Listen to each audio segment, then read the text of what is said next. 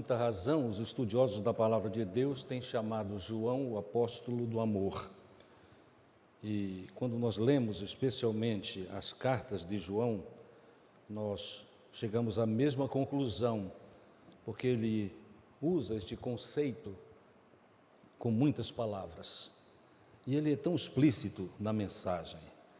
A base para a meditação de hoje à noite está em 1 João capítulo 4, a partir do verso 7. E as palavras são: Amados, amemo-nos uns aos outros, porque o amor é de Deus, e todo aquele que ama é nascido de Deus e conhece a Deus. Aquele que não ama não conhece a Deus, porque Deus é amor. O amor de Deus para conosco manifestou-se no fato de Deus ter enviado o seu Filho unigênito ao mundo para que vivamos por meio dele. Nisto está o amor.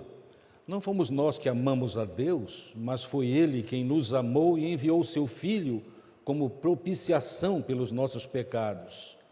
Amados, se Deus nos amou assim, nós também devemos amar uns aos outros. Ninguém jamais viu a Deus. Se amamos uns aos outros, Deus permanece em nós e seu amor é em nós aperfeiçoado.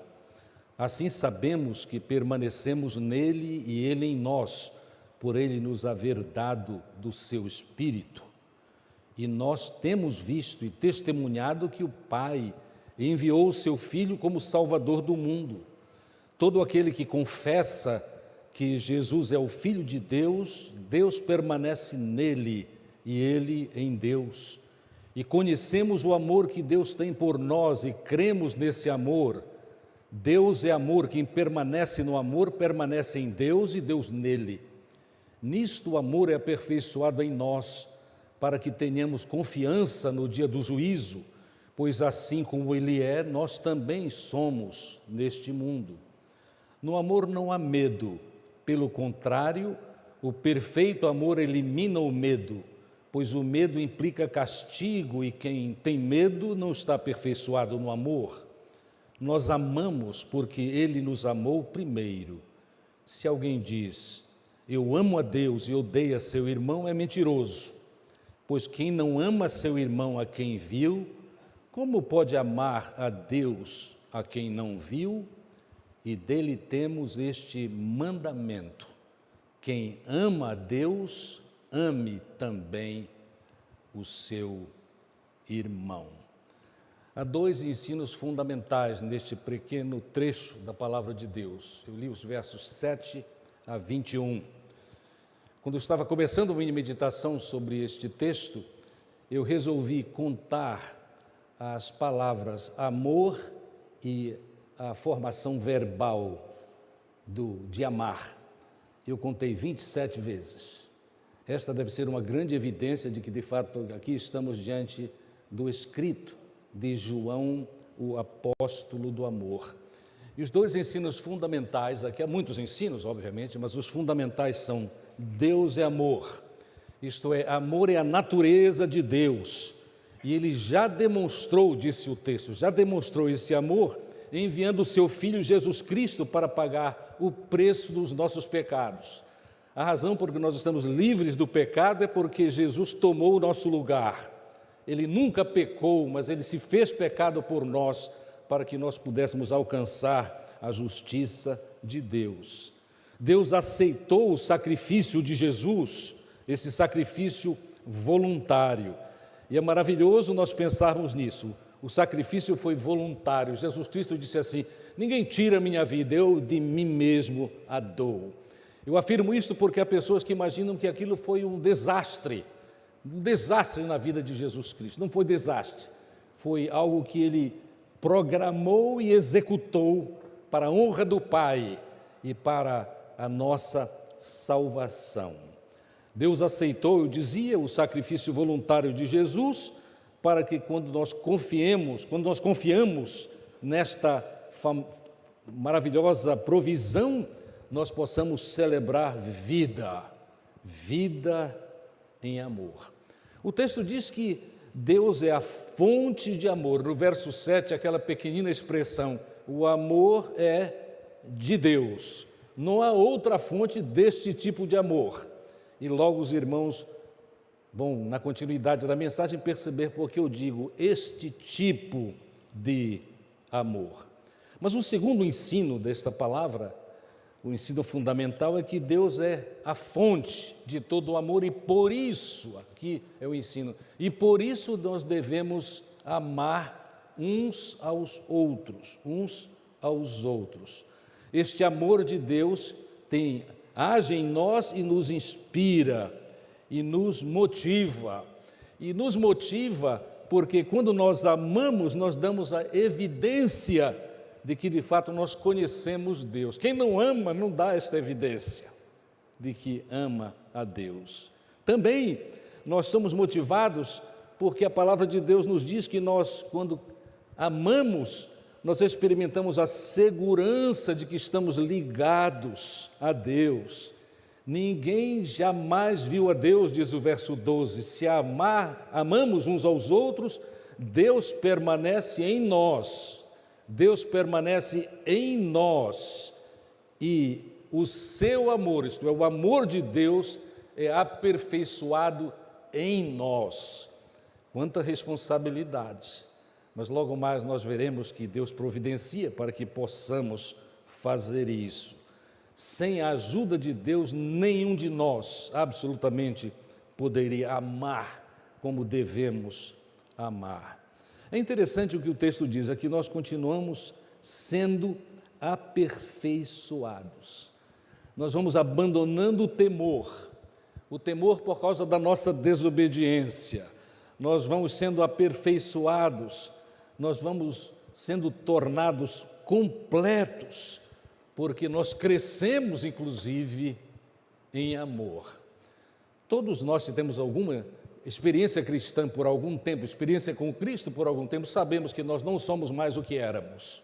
Graças a Deus por isso. Nós somos como um casal que agora tem 12, 25, e vamos contando, 50, 52 anos, e eles sabem que eles não são mais o que eram. Eles são diferentes. Se eles seguiram o mandamento do Senhor, eles são mais amáveis.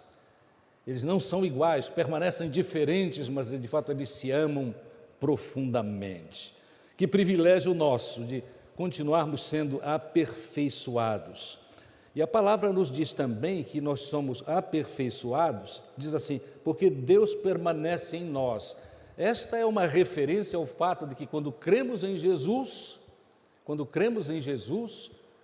Efésios 1,13, nós recebemos o Espírito Santo, e o Espírito Santo age na nossa vida, e nós estamos seguros nele, e nós amamos, porque o fruto inicial do Espírito Santo, segundo Gálatas 5,22, é amor e tantas outras coisas maravilhosas que nós conhecemos tão de perto, porque recentemente tratamos deste assunto.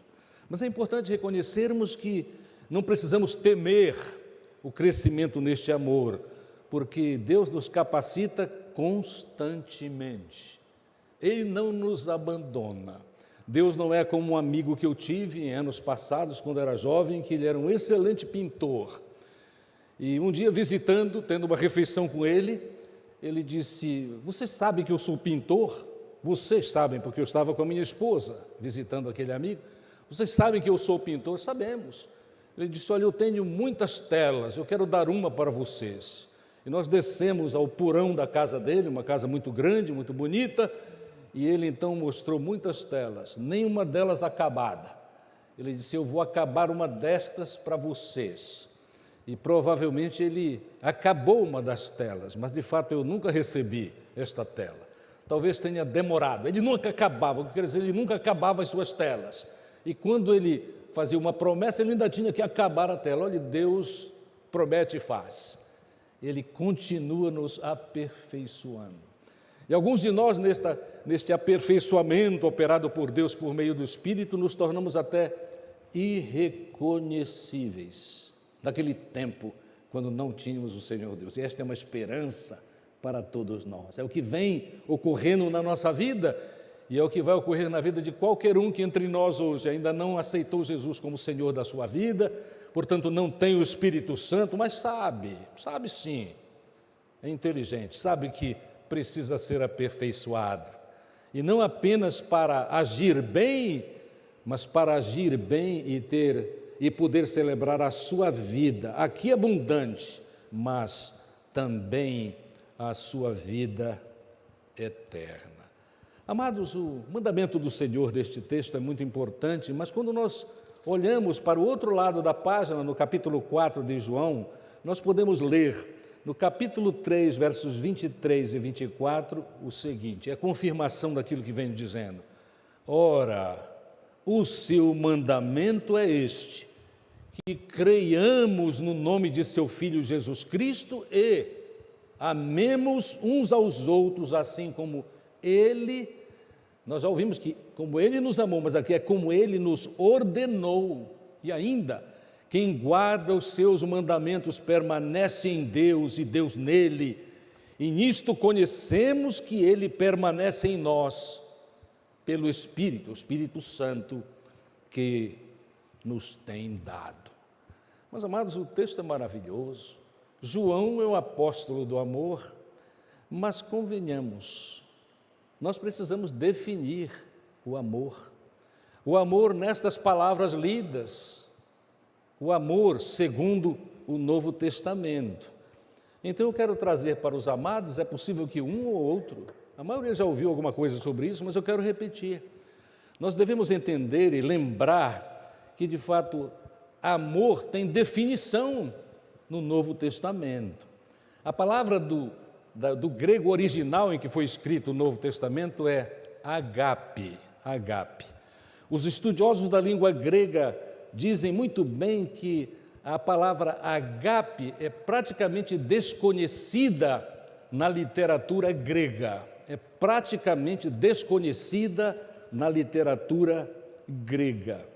Porque este amor agape é o seguinte, é o compromisso, a aliança que nós temos com o nosso semelhante, é a valorização dele, a valorização do amado, mesmo quando aquele amado ou aquela amada não merece o amor e nem tem capacidade de retribuir o amor. Isto é amor agape, uma breve definição. É interessante que agape é a palavra por excelência no Novo Testamento. É a palavra por excelência no Novo Testamento para o amor. Eu já disse da curiosidade, não é? Eu fui contar as palavras no texto de 1 João 4, versos 7 a 21, encontrei 27 vezes amor e os seus derivados.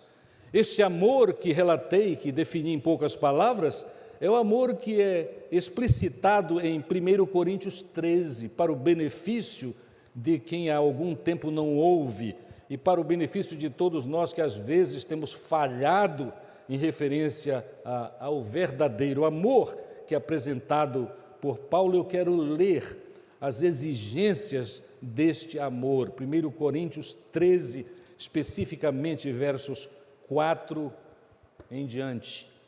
O amor, agape, é a palavra, é paciente.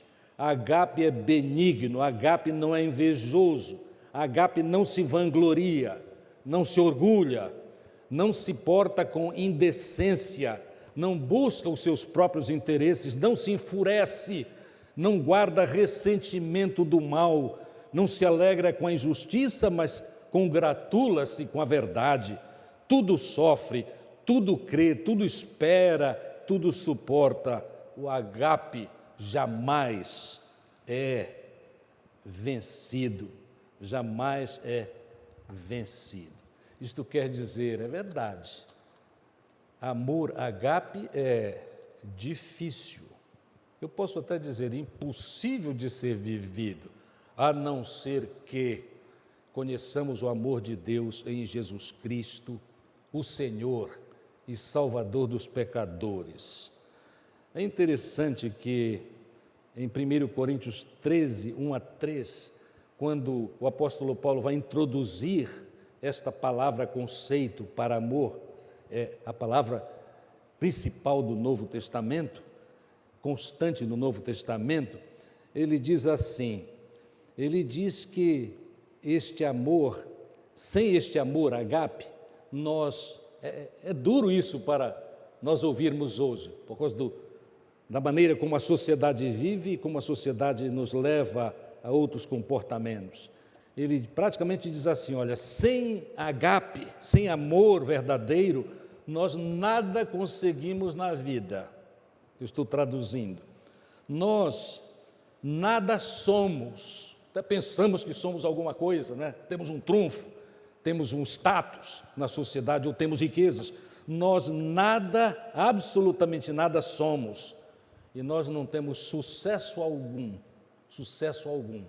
Então é importantíssimo termos amor, o amor de Deus em nós, o amor de Deus produzindo os frutos, que a palavra de Deus diz, frutos dignos daquele que já se arrependeram dos seus pecados. O amor ágape era ignorado desde o mundo greco-romano.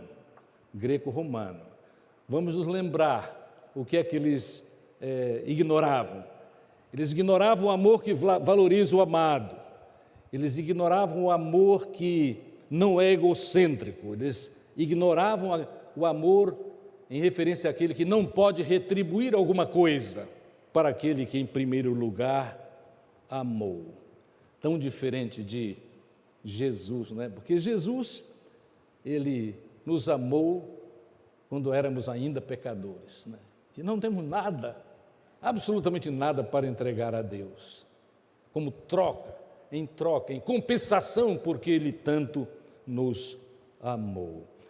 Como já disse, o uso de ágape é raro na literatura grega, é raro na literatura fora do Novo Testamento.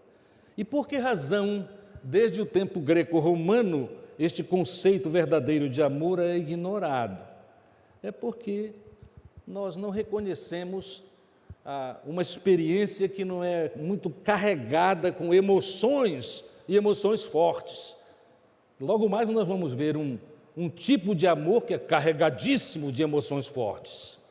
E vamos dizer logo, nem sempre, mas também às vezes muito destruidoras.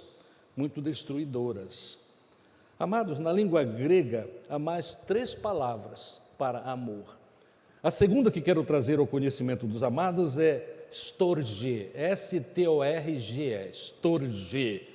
Esta é uma palavra muito preferida por todos, porque tem a ver com o amor da família. O meu amor pela minha esposa, o meu amor pelos meus filhos, o meu amor pela minha mãe, quando ela existia, não é? E então o amor natural, é amor natural na família. Hoje nós celebramos o Dia das Mães. O amor da mãe pelo filho é storge. O amor do pai pela família, especialmente no sentido de proteção e meios de vida para que possam de fato crescer, é storge.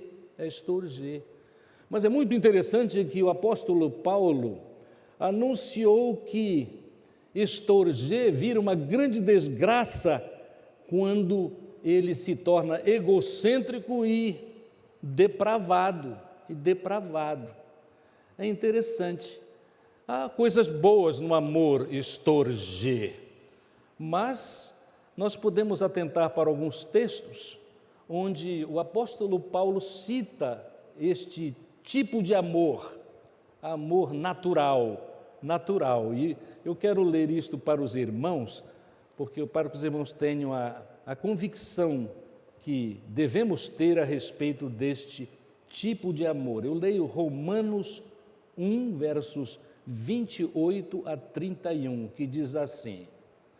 Eu quero logo lembrar aos amados que Roma também era uma cidade extremamente difícil e onde havia muita falta de amor. E ele escreveu assim: assim, por haver rejeitado o conhecimento de Deus, conhecimento não é só conhecimento intelectual, é conhecimento, experiência com Deus, conhecimento de Deus, foram entregues pelo próprio Deus a uma mentalidade condenável para fazerem coisas que não convêm, cheios de toda forma de injustiça, malícia, cobiça, maldade, inveja, homicídio, discórdia, engano, depravação, sendo intrometidos, caluniadores, inimigos de Deus, insolentes, orgulhosos, arrogantes, inventores de males e desobedientes aos pais. A lista está grande, mas continua.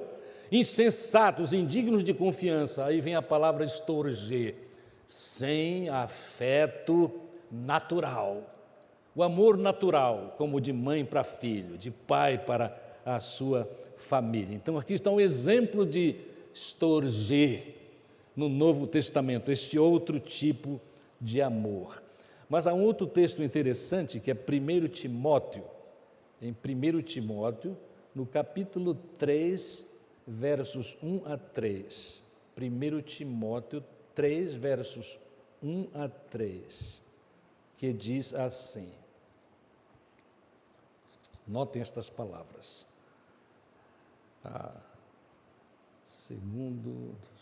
Não é 1 Timóteo que eu quero ler. Vou adiante. É um outro texto bíblico que fala sobre afeto natural. É no mesmo sentido. Eles não têm afeto natural. E a palavra usada é estorger. Estorger. É muito triste quando este amor estorger sai da baliza que Deus quer que nós sigamos. Ainda hoje, conversando com uma certa mulher, eu ouvi um pouco sobre estorger degenerado. Ela contou uma história, ela me contou que ela criou uma de suas netas, mas a sua neta começou a andar nos maus caminhos, encontrou um companheiro, nós já imaginamos em que situação ela encontrou esse companheiro, e depois de poucos meses ela apareceu novamente na casa daquela que a criou com tanto amor estorger, mas ela apareceu com o braço quebrado. E ela então me relatou, e com muita sabedoria, ela sabe ler os sinais, ela disse: a minha neta filha não me conta a verdade. E ela relatou. A verdade é o que vocês já esperam. Ela vem sendo maltratada, terrivelmente maltratada pelo marido. E aí ela me perguntou assim: pastor, qual é o seu conselho? Eu dei 2 conselhos para ela e faço questão de fazer aqui um parênteses para dizer o que é que eu aconselhei. Violência doméstica, estorger degenerado. Nem estorger mais porque devia haver uma afeição natural, mas ela não é mais natural, ela está não natural, ela transformou-se em amor, entre aspas, amor violento. Eu disse: ore ao Senhor. E a segunda coisa, não se intrometa em problemas alheios. Que idade tem a sua filha neta? 30 anos. Ela já tem idade para tomar suas próprias decisões. Eu disse para ela um texto que quero trazer para os irmãos, só como lembrança. O livro de Provérbios é uma bênção, uma maravilha. O texto de Provérbios diz assim, não dou o endereço para os irmãos porque me falha na memória agora, mas o texto diz assim: como aquele que toma, eu vou traduzir, um Doberman bravo pelas orelhas, é quem se intromete em problemas alheios. Irmãos, imaginam o que é que um Doberman zangado faria se eu apanhasse pelas orelhas? É isso mesmo, né? O prejuízo é enorme e nada resolveria. Era melhor chamar os bombeiros. Não sabe que os bombeiros são chamados para essas coisas, né? Pelo menos na nossa cidade. Quando aparece um jacaré no seu terreno, você chama os bombeiros. Eu sei que é assim. Muito bem, amados. Estorger precisa estar apoiado, acompanhe esse pensamento. Estorger, amor natural, tem de estar apoiado em agape, porque aí é diferente. É sim amor natural, mas que por causa da ação de Deus na nossa vida, pelo conhecimento e experiência com Jesus, se torna amor sobrenatural. Na hora, irmão, se torna sobrenatural. Nós cuidamos e vamos além das possibilidades tantas vezes, porque Deus nos inspira a fazer isso. Há uma curiosidade no Novo Testamento, é que estorger, eu disse para os amados, que é amor na família, o amor natural na família. Mas quando Jesus foi batizado, houve uma experiência muito interessante, porque foi ouvida a voz do céu, uma revelação que disse assim: este é o meu filho amado em quem me comprazo. Quando nós conhecemos a palavra agape, nós conhecemos a palavra estorgê, que é a afeição natural, especialmente na família, nós poderíamos assim imaginar, não é? A palavra usada, este é o meu filho amado, é estorgê, mas não é agape, é agape. Porque Deus só tem um tipo de amor, que é o amor supremo, é o amor sacrificial, é para o nosso bem, sempre, sempre. Os propósitos de Deus são sempre os melhores. E nós precisamos entender isso. Em Mateus capítulo 13, verso 17, nós temos esta expressão: este é o meu filho que eu amo, agape, e não estorgê. Pensando bem, porque é Deus, eu não disse foi, porque Deus não é ontem, hoje e amanhã, né? É Deus falando, então é a verdade que Ele apresenta, o amor dEle é deste nível. Nós não estamos sempre neste nível, mas é o ideal para nós, é o ideal para nós. A terceira palavra grega importante para a definição de amor é filia, filia. Este amor é o amor entre aqueles que têm afinidades. Por exemplo, o amor entre pessoas que se sentem parecidas. Eu amo fulano ou a fulana porque ele ou ela gosta do que eu gosto. Por exemplo, eu gosto de jiló. Ela também gosta de jiló. Que gosto terrível, né? Mas eu gosto e ela gosta. Então nós podemos nos alegrar com o jiló. Ou então eu gosto do Vasco. E aí ela gosta do Vasco, ou ele, meu amigo, gosta do Vasco. Nós gostamos do mesmo tipo de lazer. Neste sentido, houve uma evolução na minha experiência com minha esposa Alice, porque agora nós viramos fotógrafos de natureza. Então, de fato, nós temos este tipo de amor filia, temos outros, graças a Deus, né? Mas temos filia também.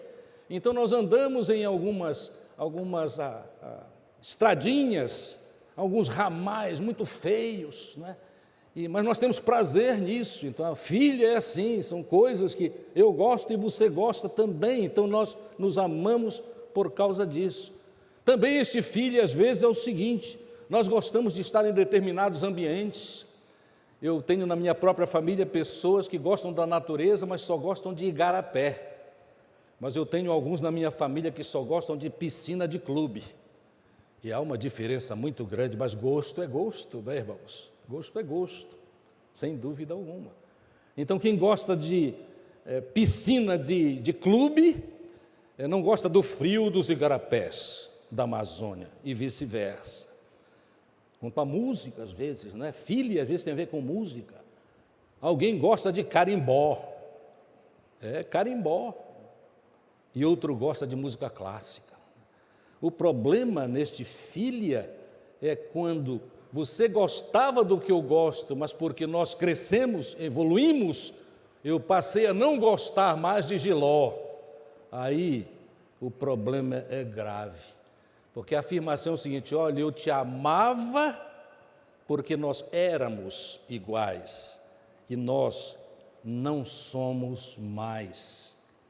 E é interessante nós notarmos isso, não é? Um determinado pastor ouviu a seguinte história de um casal da sua igreja. Depois de ele ter pregado sobre conceitos de amor, e especialmente o conceito de agape, a jovem senhora disse assim, já tinha algum tempo de casado, e ela disse assim: é interessante, pastor, é verdade sim o que o senhor disse. Nós começamos a nossa vida e a nossa vida de amor, mesmo como casados, por causa dos nossos gostos semelhantes. Mais cedo nós descobrimos as nossas diferenças. Cedo nós descobrimos as nossas diferenças. Amados, esse filha, em comparação com a agape, é raso, né? Não resiste pressões, não tem estabilidade, Por que não dizer facilmente morre. Este tipo de amor busca substitutos, tantas vezes. Filha, notaram os amados, é centrado no eu. Eu gosto, eu sinto. Tu supres agora, não suprirás sempre. A filha, amor filha, ama o atraente e o popular, o que é bom para mim. Agora, na verdade, filha tem o seu lugar. E há ensinos interessantes na Bíblia sobre filha, esse negócio de gostar do que eu gosto, né? Por exemplo, um autor disse assim, nós precisamos entender que nós precisamos estar muito atentos para este amor filha, porque ele pode ser bênção, mas tem a condição de poder se tornar maldição. Observemos 2 textos que escolhi para provar isso, de que pode, filha, aquilo, gostamos das mesmas coisas, pode ser bênção e pode ser maldição. Leio primeiro Provérbios, capítulo 13, verso 20. Quem anda com os sábios será sábio, mas o companheiro dos tolos sofrerá aflição. É um provérbiozinho simples, né? Andou com o sábio, é sábio. Andou com o tolo, vai sofrer. Então, ele andou com o tolo porque ele gostava das mesmas coisas do tolo. Andou com o sábio um tempo porque ele gostava da sabedoria do sábio. E nós ganhamos sabedoria. O outro texto que eu tenho é Provérbios 22, 24 e 25. Não faças amizade com uma pessoa briguenta, nem andes com um homem que logo se enfurece, para que não aprendas os seus costumes e te deixes cair em alguma armadilha. Irmãos, quando eu leio este texto, quando eu medito neste texto, eu lembro uma experiência muito séria que eu tive quando eu era um garotão. Eu estava estudando numa universidade norte-americana, fui visitar alguns parentes da minha esposa, e um desses parentes era um homem muito brigão. Ele era da Marinha Americana, todo tatuado, fortão. E eu resolvi que era mais fácil voltar para o lugar onde eu estudava com ele. Eu não teria que fazer gasto nenhum com transporte. E ele logo me aceitou, mas eu me arrependi rapidamente. Porque quando chegou, depois de umas 6 horas de viagem, nós chegamos num restaurante. E, amados, quando nós estávamos no restaurante ali conversando alguma coisa simples, alguém passou por ele era daquele tipo altamente explosivo, parece esse texto aqui, altamente explosivo. Irmãos, alguém passou por ele e disse alguma pilhéria e ele literalmente convidou aquele, não era um não, ele convidou aquele grupo para uma luta corporal dentro do... Agora acontece que eu estava lá, amados, eu nunca estudei karatê, de jeito nenhum, ou qualquer outra arte marcial. Eu me vi numa situação dificílima e, de fato, eu dei graças a Deus que aqueles jovens que disseram a pilhéria para esse meu aparentado, né, que não levava desaforo para casa, ele foi logo tirando a camisa e o corpão dele era notório, não é? Os 3 rapazes que disseram a pilhéria correram. Eu dei graças a Deus que eles correram, porque ia sobrar um para mim, com certeza absoluta. E talvez eu tivesse que apelar para um golpe baixo. Isso seria detestável. Na palavra de Deus, irmãos, veio o nosso encontro, né? Que texto precioso. Eu sei que há pessoas entre nós, com certeza, né, que precisam também deste texto, que é muito importante, né? 22, 24 e 25, não faças amizade com uma pessoa briguenta. Nem era amizade, era um encontro fortuito, mas não tem que ir a dar. Nem andes com um homem que logo se enfurece. Tem gente assim, não é? Às vezes você vai no trânsito e a pessoa passa e diz uma pilhéria, não é? Não, é melhor não abençoar em nome de Jesus, porque ele não vai entender. Ele vai entender que você está brincando com ele, mas cuide disso, afaste-se deles, para que não aprendas seus costumes, nem te deixes cair em alguma armadilha. Que texto, que texto. Algumas amizades são abençoadoras, outras são prejudiciais, daí porque precisamos ter muita sabedoria, é o Espírito de Deus quem dá sabedoria. Quando nós permanecemos com algumas amizades, é com a intenção, uma intenção pura e para abençoá-los, e uma experiência ainda de amizade cuidadosa. Os irmãos entendem o que estou dizendo. Este amor precisa evoluir também, auxiliado por agape. A quarta e última palavra para amor, ela não é usada absolutamente no Novo Testamento. É interessante isso, né? O Novo Testamento concentra em agape, aquele amor, 1 Coríntios 13, versos 4 a 8, especialmente, ou como citado por João no texto inicialmente lido. Esta quarta palavra é a palavra eros. Eros é amor sexual.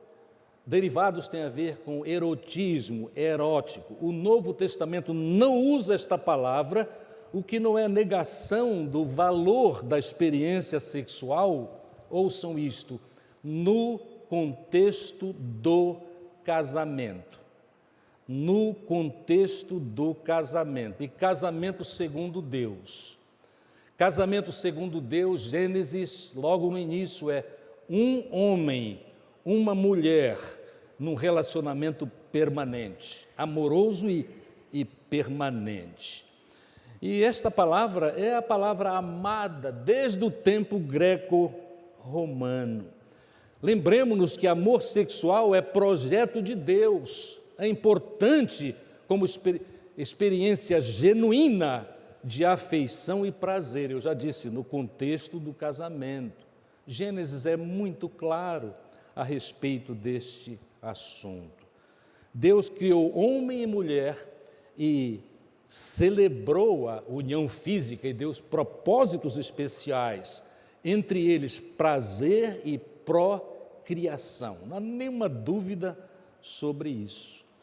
Convenhamos, assim como era Corinto, que amava esta palavra e a experiência, mas a experiência deturpada e não a experiência correta de eros, ali era a festa erótica por excelência. A dificuldade, a deturpação de sexo em Corinto era tão séria que hoje há museus em Corinto onde só determinadas pessoas são autorizadas a ver, por causa da, entre aspas, a magnitude das aberrações sexuais que ocorriam lá na cidade de Corinto, precisamente no tempo do apóstolo Paulo. Lembremos-nos, ali estava o templo de Afrodite, onde milhares prostitutos e prostitutas aguardavam os fiéis a Afrodite. Isto é, deturpação sexual se tornou culto para eles. Então, quando nós lemos o Novo Testamento, as cartas de Paulo, nós temos um vislumbre de por que este assunto de pureza sexual é tratado com tanta veemência. É por causa da necessidade que era de Corinto, mas é nossa em nossos dias, porque nós vivemos um tempo extremamente difícil.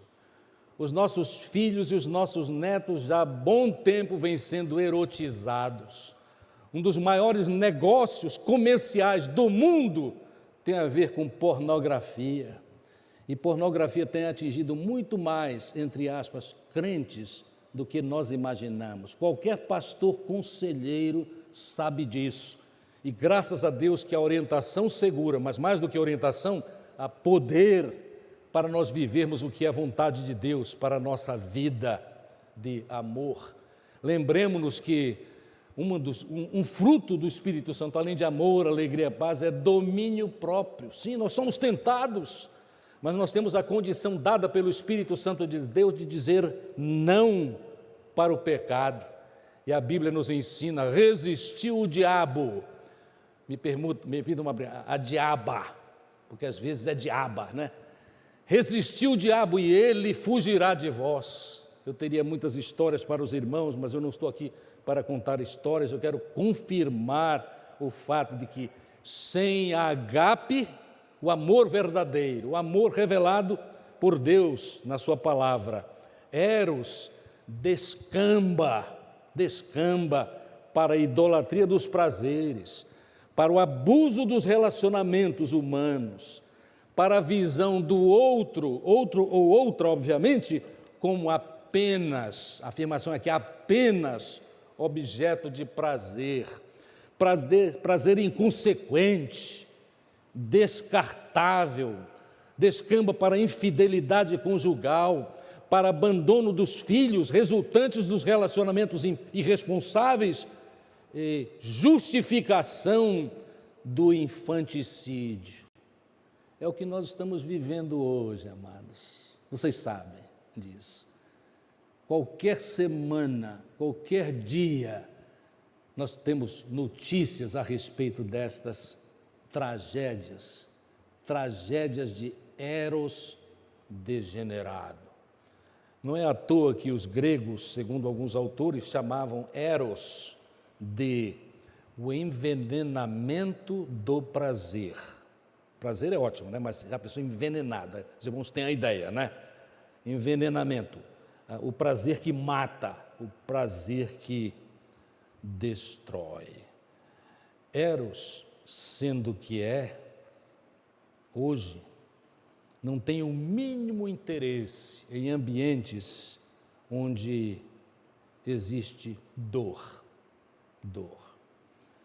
onde é necessário cuidado de crianças e de idosos. Eros não tem lugar em lugares onde há tratamento de doenças crônicas, serviços para carentes, porque Eros sempre age na vida de seus cultuadores para esconder a idade. É Eros que faz com que a gente esconda a idade. É Eros que faz com que a gente tenha enorme preocupação com rugas. É Eros que faz com que nós, desordenadamente, tomando até remédio para cavalo, procuremos desenvolver músculos e tomar venenos, esteroides, para parecer belos e atraentes.